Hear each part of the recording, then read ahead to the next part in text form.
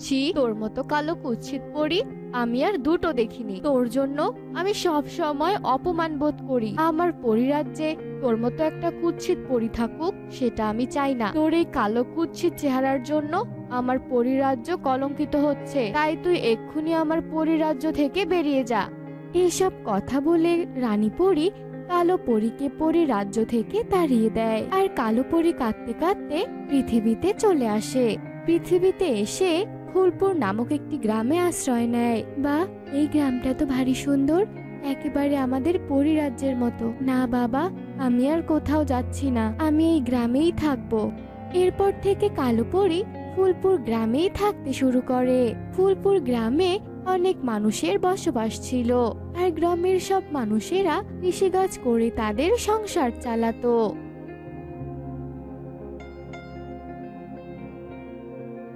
দেখো কি কাণ্ড, এই অসময়ে আবার আমার লাঙ্গলটা ভেঙে গেল কেন? এখন আমি জমি চাষ করব কিভাবে?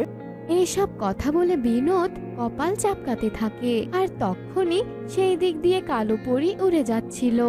বিনোদের কথা শুনে কালো পরী নিচে নেমে আসে আর জাদুর কাঠি ঘুরিয়ে বিনোদের লাঙ্গল ঠিক করে দেয়। আরে সি সি সি সি সি সি, তুমি কে? তুমি কোনো পরী নাকি? কিন্তু আমি তো জানতাম পরীরা অনেক সুন্দর হয়, তুমি আবার এমন কালো কুৎসিত কেন? তুমি আমার লাঙ্গল ভালো করে দিয়েছো, ভালো করেছো, কিন্তু এখনই তুমি এখান থেকে চলে যাও তো, তোমাকে দেখে যে আমার বমি পাচ্ছে।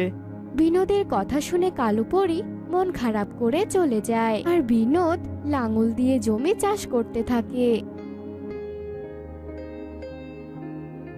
এভাবেই কালো পরী যে গ্রামবাসীদের সাহায্য করত, আর বিনিময়ে গ্রামবাসীরা কালো পরীকে কটু কথা শোনাতো। কে কোথায় আছো? বাঁচাও আমার মেয়েকে, বাঁচাও, আমার ফুলি যে কুয়োতে পড়ে গেছে। কে কোথায় আছো? দয়া করে আমার ফুলিকে কুয়ো থেকে তোলো। অভয়ার চিৎকার শুনে গ্রামের কয়েকজন ছুটে আসে, কিন্তু কুয়োর গভীরতা দেখে সবাই থমকে যায়।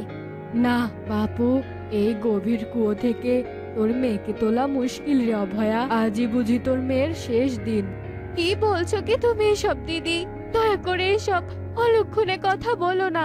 বলছি কি বিনোদ দাদা, তুমি তো পুরুষ মানুষ, তুমি দয়া করে আমার মেয়েটাকে তোলো কুয়ো থেকে, আমার মেয়েটা যে মরে যাবে। না বৌদি, তুমি আমাকে এসব কথা বলো না। অন্য কোনো কাজ হলে করে দিতাম, কিন্তু এই গভীর কুয়োতে আমি নামতে পারবো না। তুমি তোমার মেয়ের জীবন বাঁচানোর কথা বাদ দাও। বিনোদের কথা শেষ হতে না হতেই কালো পরী সেখানে চলে আসে আর কুয়ো থেকে ফুলিকে তুলে নেয়। ততক্ষণে ফুলি অজ্ঞান হয়ে গেছে, কিন্তু কালো পরী জাদু করে ফুলিকে সুস্থ করে তোলে। যাক বাবা, আর কোনো চিন্তা নেই, তোমার ফুলি এখন সুস্থ আছে অভয়া। কিন্তু এরপর থেকে সাবধানে থেকো আর ফুলিকে আগলে রেখো। হয়েছে হয়েছে, আর জ্ঞান দিতে এসো না তো। আমার মেয়েটাকে কুয়ো থেকে তুলে মনে হয় মাথা কিনে নিয়েছে। যাও তো তুমি, এখন এখান থেকে চলে যাও। আমার ফুলি তোমার এই কালো চেহারা দেখলে খুব ভয় পেয়ে যাবে। যাও। অভয়া কালো পরীকে এভাবে অপমান করে তাড়িয়ে দেয়, আর কালো পরী কাঁদতে কাঁদতে সেখান থেকে চলে আসে। হে উপরওয়ালা, আমার সাথে কেন এমন হচ্ছে? আমি তো এই গ্রামে থাকি, তাই এই গ্রামের সকল মানুষের প্রতি আমার ভালোবাসা চলে এসেছে।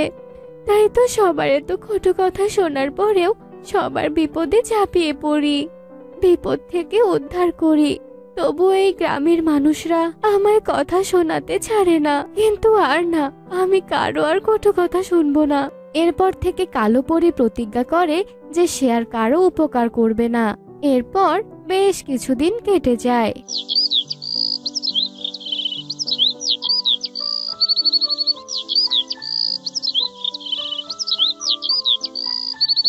আর হঠাৎই ফুলপুর গ্রামে এক ভয়ঙ্কর রোগ আসে।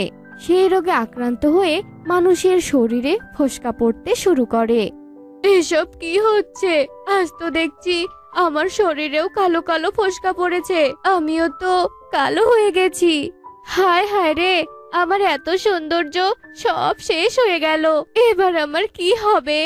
এভাবে একে একে গ্রামের সবাই কালো কুৎসিত হয়ে যেতে থাকে। আর গ্রামের সবার এমন অবস্থা দেখেও কালো পরী চুপ করে থাকে। হঠাৎ একদিন ফুলি কালো পরীর কাছে যায়। পরী দিদি, ও পরি দিদি, কি হয়েছে তোমার বলো তো? আমরা সবাই রোগে আক্রান্ত হয়ে কষ্ট পাচ্ছি, কিন্তু সেদিকে তোমার কোনো খেয়ালই নেই। তুমি আমাকে দেখো পরি দিদি, আমিও তোমার মতো কালো হয়ে গেছি। তুমি আমায় ভালো করে দাও পরি দিদি। বলি, আমি যে তোকে সাহায্য করতে পারবো না রে, কারণ আমিও যে একই রোগে আক্রান্ত হয়ে কালো হয়ে গেছি। আর এ কারণেই তো আমার পরিরাজ্যে আমার কোনো ঠাঁই হয়নি রে। কি বলছো তুমি সব পরি দিদি? তবে কি আমি আর আগের মতো হতে পারবো না? কিন্তু এই রোগটা হঠাৎ কোথা থেকে এলো এই গ্রামে? এই রোগ হয়তো ফোস্কা রাক্ষসীর বাতাস লেগে হয়েছে। তবে নিশ্চয়ই ফোস্কা রাক্ষসী এই গ্রামের উপর দিয়ে উড়ে গিয়েছিল, তাই এই গ্রামের মানুষদের এই অবস্থা হয়েছে। তবে ফুলি, এই কালো রং থেকে মুক্ত হওয়ার একটা উপায় আছে আমার, আর তা হলো ফোস্কা রাক্ষসীর জাদুর আয়না। আমরা যদি কোনো ক্রমে ফোস্কা রাক্ষসীকে হত্যা করে ওই জাদুর আয়নাটা নিয়ে আসতে পারি, তবেই আমরা সবাই এমন বিশ্রী অবস্থা থেকে মুক্তি পাবো। কি বলছো কি তুমি এসব পরি দিদি? কিন্তু আমরা কি করে ফোস্কা রাক্ষসীকে হত্যা করব? আর ওই ফোস্কা রাক্ষসী বা কোথায় থাকে? ফোস্কা রাক্ষসী দক্ষিণের জঙ্গলে পুরনো গুহাতে থাকে, আর ফোস্কা রাক্ষসী ওর জাদুর আয়নার আলোক রশ্মিতেই মারা যাবে। তবে এ কাজে দুজন দরকার, একজন ফোস্কা রাক্ষসীকে বোকা বানাবে, আর একজন তার মুখের সামনে আয়না ধরবে। কিন্তু আমি তো একা দুজনের কাজ করতে পারবো না, আর রাক্ষসীকে হত্যাও করতে পারবো না। কে বলেছে তুমি একা পরি দিদি? আমি তো আছি। চলো আমরা দুজন মিলে ফোস্কা রাক্ষসীকে হত্যা করব। ফুলির কথা শুনে কালো পরি ভরসা পায়, আর ফুলিকে নিয়ে ফোস্কা রাক্ষসীর গুহার সামনে যায়। আর দুজনে মিলে পরিকল্পনা করে ফোস্কা রাক্ষসীর গুহার ভেতরে ঢোকে। আরে তোরা দুজন কে? আমার গুহায় ঢোকার সাহস কি করে হলো তোদের? তোরা কি আমার খাবার হতে এসেছিস? না গো রাক্ষসী দিদা, আমি তো তোমার শরীরের ফোস্কা দূর করে দিতে এসেছি। এই যে সাবানটা দেখছো না, এই সাবানটা তোমার শরীরে মাখলে তোমার ফোস্কা দূর হয়ে যাবে, আর তুমি সুন্দরী হয়ে যাবে। ও মা, তুই সত্যি বলছিস? তবে দে দে, তাড়াতাড়ি সাবানটা আমার গায়ে মাখিয়ে দে। এরপর ফুলি ফোস্কা রাক্ষসীর গায়ে সাবান মাখিয়ে দিতে শুরু করে, আর সেই সুযোগে কালো পরি রাক্ষসীর জাদুর আয়নাটা নেয় আর রাক্ষসীর মুখের সামনে ধরে। তখনই আয়না থেকে আলোক রশ্মি বের হয়ে রাক্ষসীর শরীরে পড়ে, আর রাক্ষসী ভস্ম হয়ে যায়। আর কালো পরি আর ফুলি একে একে আয়নায় মুখ দেখে ভালো হয়ে যায়। আর সেই আয়না নিয়ে গ্রামে ফিরে আসে। গ্রামের সকলে একে একে আয়নায় মুখ দেখে আবারও আগের রূপে ফিরে আসে। তুমি আমাকে ক্ষমা করে দাও পরি, তোমার কালো কুৎসিত চেহারার জন্য আমরা তোমাকে কত কথা শুনিয়েছি, আর তোমার কারণেই আমরা আজ এই কুৎসিত চেহারা থেকে মুক্তি পেলাম। দয়া করে তুমি আমাদের গ্রামের সবাইকে ক্ষমা করে দাও, আর আমাদের বিপদ আপদের সঙ্গী হয়ে আমাদের সাথে এই গ্রামেই থেকে যাও পরি। এরপর পরি সবাইকে ক্ষমা করে দেয়, আর আগের মতো সবার বিপদে আপদের সঙ্গী হয়ে গ্রামেই থেকে যায়। তো বন্ধুরা, আমাদের আজকের এই গল্পটি তোমাদের কাছে কেমন লেগেছে তা কমেন্টে জানাতে ভুলো না কিন্তু। উদয় সারণী নামে এক গ্রামে মিনতি নামের এক মহিলা তার মেয়ের সাথে থাকত। মিনতির মেয়ের নাম ছিল ঝিনুক। ঝিনুক ছিল অনেক সহজ সরল ও ভালো মনের মানুষ। মিনতির একটি আঙ্গুর ফলের বাগান ছিল, আর যা বাজারে বিক্রি করে তাদের সংসার চলতো। আঙ্গুর বিক্রি করে তাদের মা মেয়ের দিন ভালোই কাটছিল। ঝিনুক, মা ঝিনুক, কোথায় গেলি রে?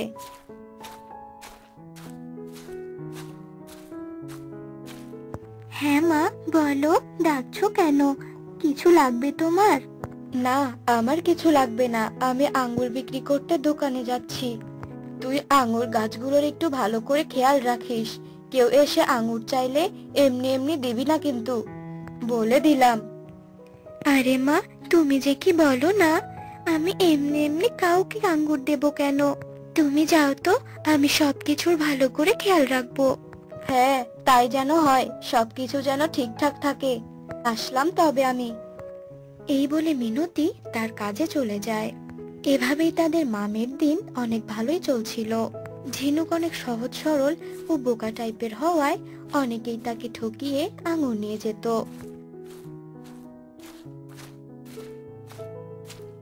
আর যার কারণে মিনতি ঝিনুককে দোকানে পাঠাতো না, ঝিনুককে বাড়িতেই রাখতো।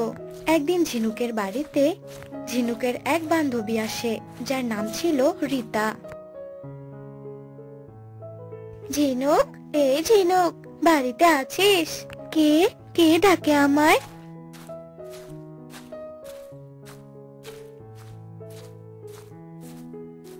ও রীতা, তুই? হ্যাঁ বল, কি খবর তোর? ভালো আছিস তো? হ্যাঁ রে, আছি আর কি। তা কাকিমা কোথায়? ওনাকে তো দেখতে পাচ্ছি না। মা তো দোকানে গেছে রে। তোর কি কিছু লাগবে? আমাকে বলতে পারিস। না, মানে হয়েছে কি, আসলে কাল আমার দিদিকে দেখতে আসবে, তাই তাদেরকে তো কিছু ফলমূল খাওয়াতে হবে বল। কিন্তু আমাদের কাছে তো অত টাকা নেই, তাই তুই যদি আমাদের কিছু আঙুর দিতি খুব ভালো হতো রে। ও, এই কথা। তুই কোনো চিন্তা করিস না রে, আমি তোকে আঙুর দেব। আমাদের বাগানে তো অনেক আঙুর আছে, তুই ওসব নিয়ে ভাবিস না। চল, বাগানে চল। এরপর ঝিনুক রীতাকে নিয়ে তাদের আঙুর ফলের বাগানে যায়।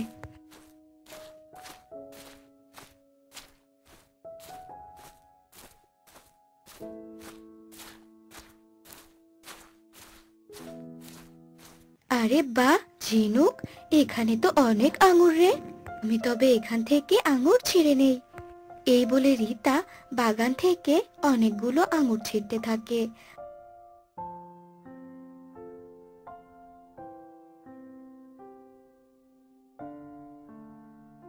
আর তা নিয়ে বাড়িতে চলে যায়।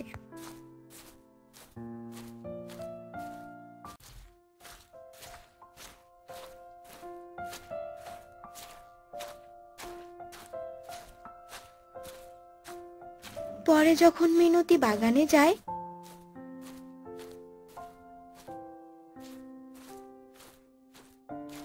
বাগান দেখে ভীষণ অবাক হয়ে যায়।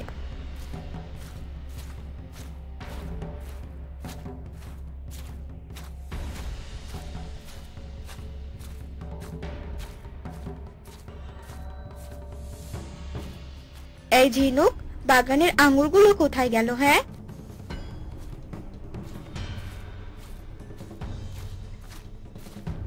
সকালেই তো কতগুলো আঙুর দেখেছিলাম।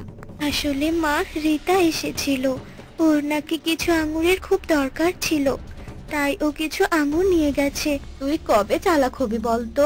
হ্যাঁ, তুই কি, ওদের কি টাকার অভাব যে আঙুর কিনতে পারে না? তোকে বোকা বানিয়ে ও আঙুর নিয়ে গেছে, তোকে নিয়ে আর পারি না বাপু। আমার হয়েছে যত জ্বালা। আরে মা, তুমি এভাবে বলছো কেন? ও সত্যি অনেক বিপদে ছিল। চুপ, একদম কথা বলবি না। আজ তোর বোকামির জন্য আমার কতগুলো টাকার ক্ষতি হয়ে গেল, আর কখনো যেন এমন না দেখি। আচ্ছা মা, ঠিক আছে। এভাবেই তাদের মামের দিন কাটছিল। আর বেশ কয়েকদিন পর হঠাৎ একদিন রাতে প্রচুর ঝড় বৃষ্টি হয়।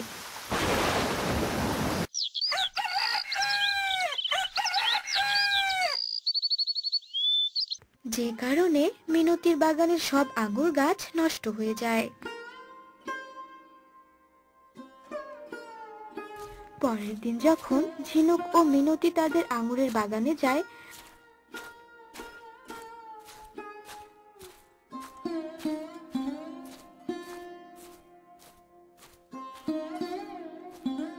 তারা এসব দেখে খুব কষ্ট পায়।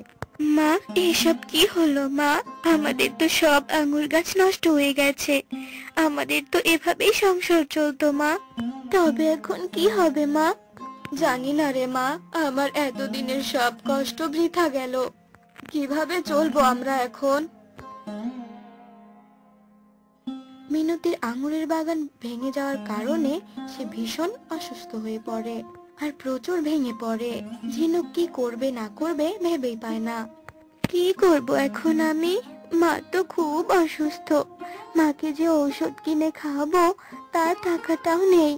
আমি বরং রিতার কাছে যাই। আমি তো ওকে সাহায্য করেছিলাম, ও নিশ্চয়ই আমাকে সাহায্য করবে। এই বলে ঝিনুক রিতার বাড়িতে যায়।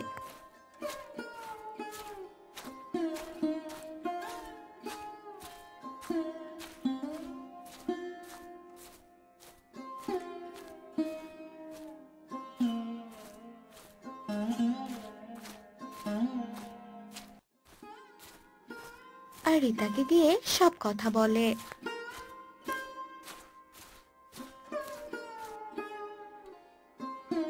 এসব তুই কি বলছিস? আমি এত টাকা কোথায় পাবো?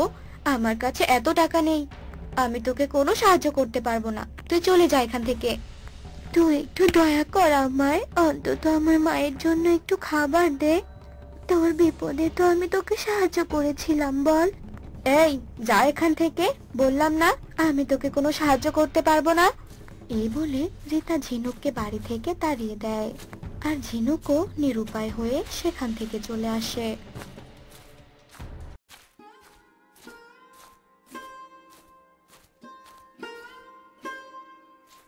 আর এক নদীর ধারে বসে কাঁদতে থাকে।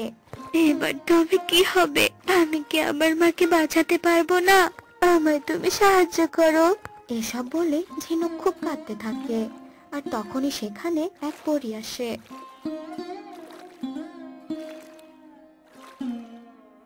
আর ঝিনুকের কি হয়েছে তা জিজ্ঞেস করতেই ঝিনুক পরীকে সব কথা খুলে বলে। তুমি কোনো চিন্তা করো না, আমি তোমাকে সাহায্য করব। তুমি আমাকে তোমার ওই আঙুর বাগানে নিয়ে চলো। এরপর ঝিনুক পরীকে তাদের আঙুর বাগানে নিয়ে যায়।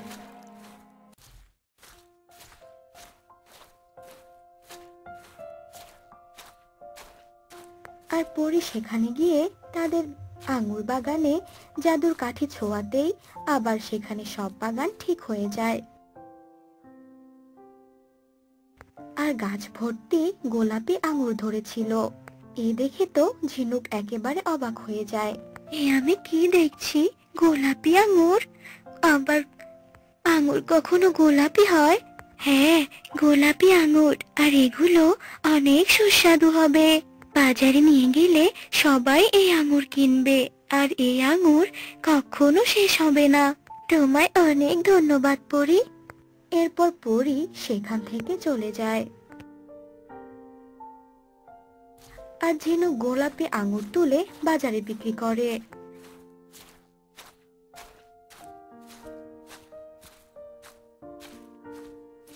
আর এমন গোলাপি আঙুর দেখে সবাই ঝিনুকের কাছ থেকে গোলাপি আঙুর কেনে।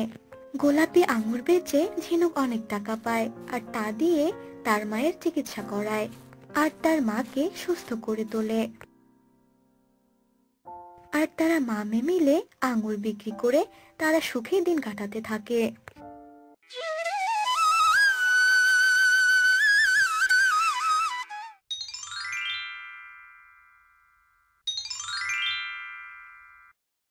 হ্যাঁ গো, তুমি আবার মুখটা অমন বাংলার পাঁচের মতো কেন করে রেখেছো?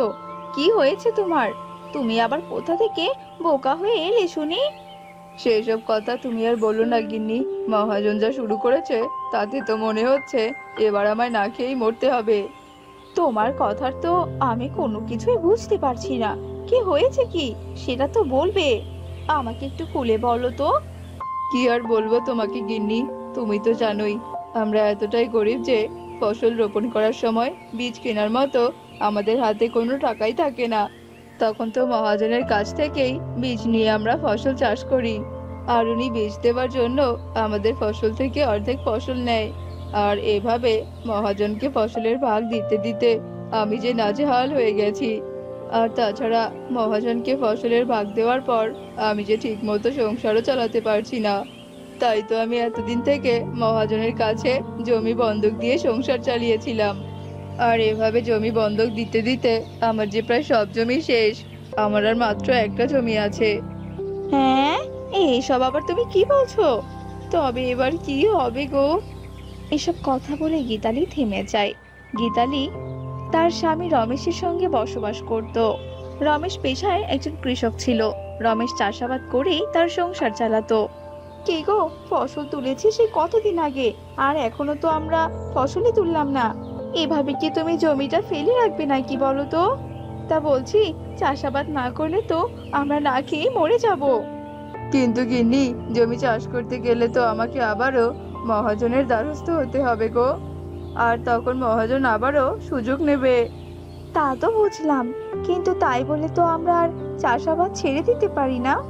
তা বলছি, তুমি বরং মহাজনের কাছে যাও, আর মহাজনকে একটু বুঝিয়ে সুঝিয়ে বলে বীজ নিয়ে এসো। বউয়ের কথা মতো রমেশ মহাজনের কাছে যায় আর মহাজনকে তার অবস্থার কথা খুলে বলে। সবই তো আমি বুঝলাম রমেশ, তুই বুঝি আর আগের নিয়মে বীজ নিতে চাইছিস না, তাই তো? তবে তাতে আর আমার কোনো অসুবিধে নেই। আজ আমি তোকে অন্য নিয়মে বীজ দেব। এবার আমাদের চুক্তিপত্রটা একটু অন্য নিয়মে হবে, বুঝেছিস তো? এবারে আমরা চুক্তিপত্রটা কাগজে আর কলমে করব। আমি তোকে কিছু বীজ দিচ্ছি। এই ফসল চাষ করে যা ডাল হবে তা আমি নেব, আর পাতা তুই নিবি, কেমন? যদি এমন শর্তে রাজি থাকিস তবে তুই এই কাগজে টিপসই দে। মহাজন দাদা, আসলে তোমার দেওয়া শর্তে আমার কোনো আপত্তি নেই, কিন্তু তুমি কি বীজ দেবে সেটা তো একবার আমাকে দেখতে দাও। অত দেখা দেখির কোনো সময় নেই। তুই ইচ্ছে হলে টিপসই দিয়ে এই বীজ নিয়ে যা, আর নয়তো আমি এই বীজগুলো অন্য কাউকে দিয়ে দেব। মহাজনের কথায় নিরুপায় হয়ে রমেশ কাগজে সই করে দেয়। তারপর সে বীজের প্যাকেটটা খোলে, আর অমনি রমেশের চোখ কপালে ওঠার মতো অবস্থা হয়। এসব আবার কি মহাজন দাদা? এসব তো আখের বীজ। তবে কি এবার আমাকে আখেরই চাষ করতে হবে? আর তাছাড়া আখের চাষ করার পর যদি ডালগুলো আপনি নেন তবে তো সব আখই আপনার। তবে আর আমি পাতা দিয়ে কি করব কি? তবে আমার আর কি থাকবে বলুন? না না, আমি আপনার শর্ত মতে জমিতে কিছুতেই আখ চাষ করতে পারবো না। না চাষ করলে যে তোর জমিটা এবার আমায় দিতে হবে, কারণ এই চুক্তিপত্রে লেখা আছে তুই যদি টিপসই দেওয়ার পর জমিতে চাষ করতে না চাস তবে এই জমিটা যে আমায় দিতে হবে। এবার তুই ঠিক কর, তুই ঠিক কি করবি? তুই কি চিরতরে জমিটা আমাকে দিয়ে দিবি, নাকি ফসল চাষ করে ফসলের ভাগ দিবি? মহাজনের কথা শুনে রমেশ বিপাকে পড়ে যায়। নিরুপায় হয়ে রমেশ আখের ডালগুলো নিয়ে জমিতে যায়, আর নিরুপায় হয়ে জমিতে আখের ডাল রোপণ করে। ততক্ষণে সন্ধ্যা হয়ে গেছে। হায় ঈশ্বর, এবার আমি কি করব? এই মহাজনের দ্বারস্থ হয়ে আমি যে একদম নিঃস্ব হয়ে গেছি। এবারে যদি আমি বাড়িতে ফিরে যাই তবে যে গিন্নি আমাকে হাজারটা প্রশ্ন করবে, আর এসব ছলনার কথা গিন্নি যদি একবার জানতে পারে তবে যে আর রক্ষে নেই। তবে আমি যে আর বাড়িতে ফিরবো না। সে কি কাণ্ড! সেই যে সকালবেলা মানুষটাকে মহাজনের কাছে পাঠালাম, মানুষটা তো এখনো বাড়ি ফিরল না। কি হয়েছেটা কি? তবে কি মানুষটা জমিতে কাজ করছে? তাই বলে কি না এত রাত অবধি কাজ করবে? কিন্তু এখন তো আমি আবার জমিতেও যেতে পারবো না, অনেক রাত হয়ে গেছে যে। উফ বাবা, কি যে করি এখন! এই ভেবে গীতালি অনেক চিন্তা করতে থাকে, আর এদিকে ক্লান্ত রমেশ ক্লান্ত হয়ে জমির এক পাশেই শুয়ে পড়ে।